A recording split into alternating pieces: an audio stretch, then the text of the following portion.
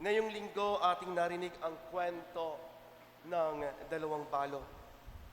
At alam natin na ang mga balo were insignificant persons during the time of our Lord Jesus Christ.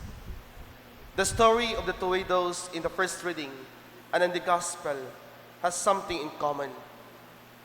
Sa panahon ng tagutom, si Propeta Elias ay pumunta sa Sarepta at iminungkahi na siya ay pupunta sa isang balo. Nakakamangha dahil ang balo na sa gitna ng kanyang karukaan, sa gitna ng kanyang kahirapan, o maging hindi siya kaanid ng iba pang tribo o relihiyon, napakadali sa kanya ang magbigay. Taos-pusong binigyan ng makakain ang propeta.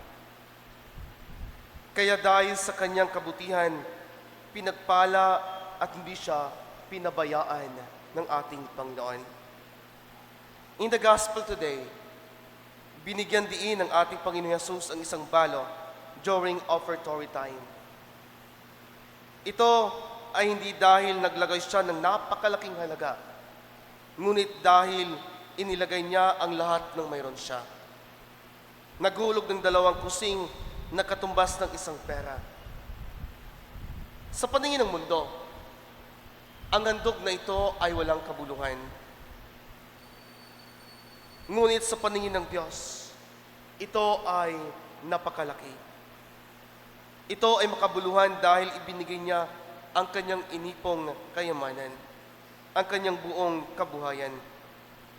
Hindi siya nagbigay upang makakuha lamang ng papuri o palakpakan, ngunit ibinigay niya dahil sa kanyang pananampalataya sa Diyos na siyang mapagbigay ng lahat ng kanyang pangangailangan.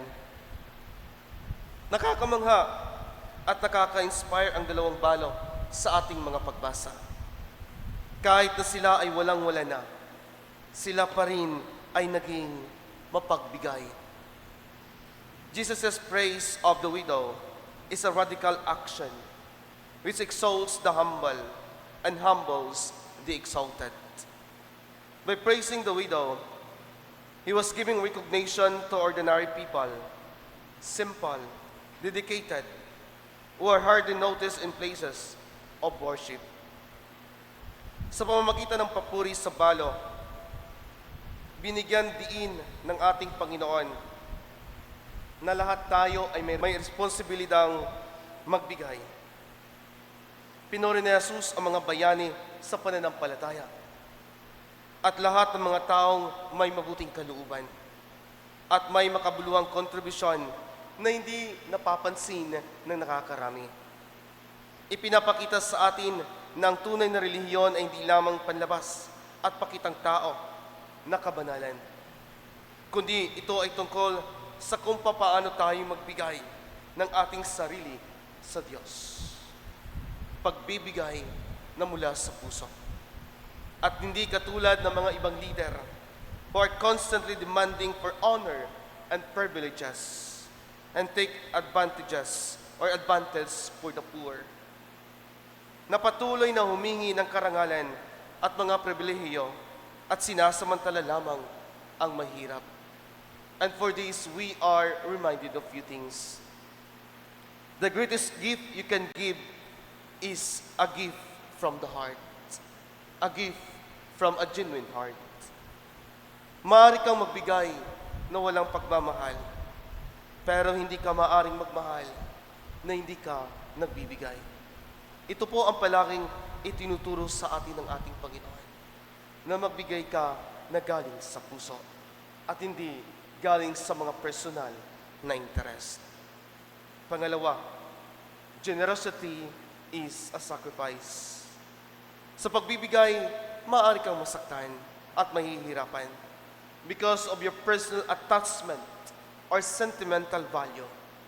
Subalit ito lamang ang paraan upang maturuan mo ang iyong sarili na maging mapagbigay. At the end, makakaramdam ka rin ng kaginhawaan sa iyong puso dahil buo at tapat ka sa iyong pagtulong. Pangatlo, being generous is not possible kapag tayo ay makasarili. Napakahirap, di po ba? Napakahirap tumulong kung pakitang tao lamang. Kapag tayo ay mapagmalaki sa sarili. Kaya the way thou teaches us na kailangan ng buong pagtitiwala sa Diyos, ng buong katapatan at pagmamahal sa Kanya. The most truly generous people are those who give silently without hoping recognition, praise, and reward. Ang tunay na mapagbigay ay yaong nagbibigay ng tahimik, nang hindi umaasa ng pagkakilala, ng papuri at gantimpala. Brothers and sisters, let us all adopt the prayer of St. Ignatius of Loyola, who prayed, Lord, teach us to be generous, to give and not to count the costs. Panginoon, turuan mo akong maging bukas palad, magbigay at hindi magbilang ng kahit anong halaga na mayroon ako. Amen.